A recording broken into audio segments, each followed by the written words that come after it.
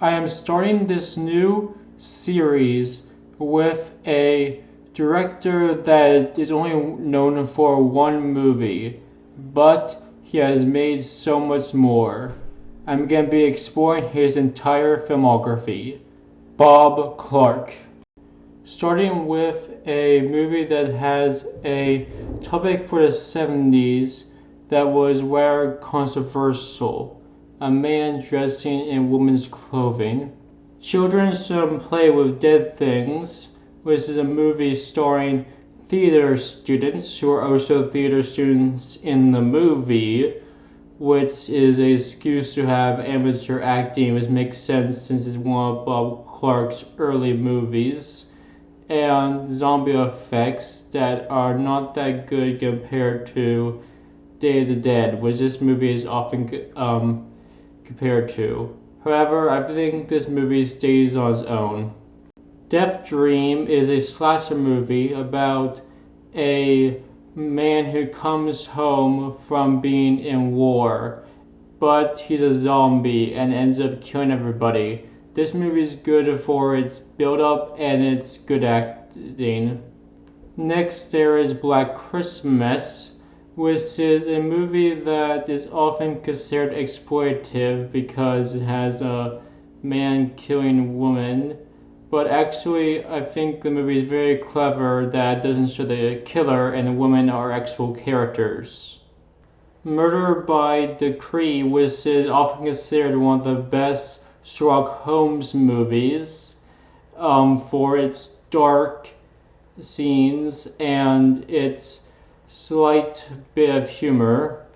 There is also Tribute, which has a good amount of humor with the dad trying to relate to his son with something other than goofy comedy, and the dad trying to get the son out of his shell by getting him to meet a girl.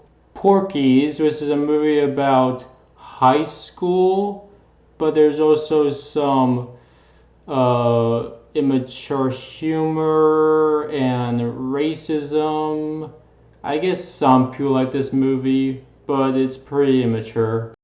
Then there's Rhinestone, which isn't a bad movie. I would suggest if you're an absolute die-hard Dolly Parton fan. He directed an episode of Almost True Stories with a guy who's addicted to television and doesn't pay enough attention to his family, so all the characters from the TV come alive. This movie is a good mix of Bob Clark's comedy and his horror. From the Hip, for some reason, Judd Nelson was given a Razzie for his performance in this movie. I don't understand that because the performance really isn't that bad. I mean, he's playing a judge who's supposed to be immature and a bit pathetic. He gives exactly what's needed for the role. Why does he get a Razzie? Loose Canyons with Dan Aykroyd and Gene Hackman, which is a pretty good movie. I think Dan Aykroyd playing a character having multiple personality disorder is quite funny and works off Gene Hackman very well. It makes for a very unique duo. It Runs in a Family was a sequel to A Christmas Story, which means that the scene with the hillbillies portrays the poor in a less relatable way, turning them into cartoonist characters, which is the complete opposite of A Christmas Story, which has relate to the poor. So yeah, in comparison, not that good.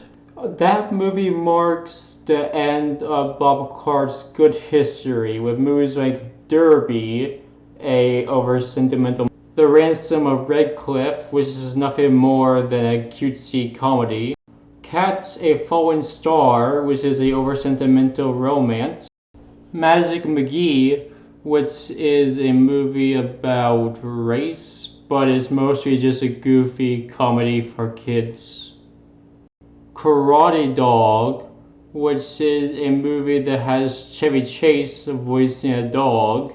Another movie that only appeals to kids, except for Chevy Chase, I guess, and a few inappropriate jokes. But overall, the movie's too stupid for anybody, so whatever. Now and Forever, which is a R-rated movie for some reason, also too sentimental. The gems in the rough are Stolen Memories, Secrets from a Rose Garden, which is a decent film about Alzheimer's with great performances. I Remember April, which is a movie about kids, but their interpretation of the Cold War. So that's Bob Clark Films. This series is gonna be longer and more analytical in the future. This video was just a tester. Bye.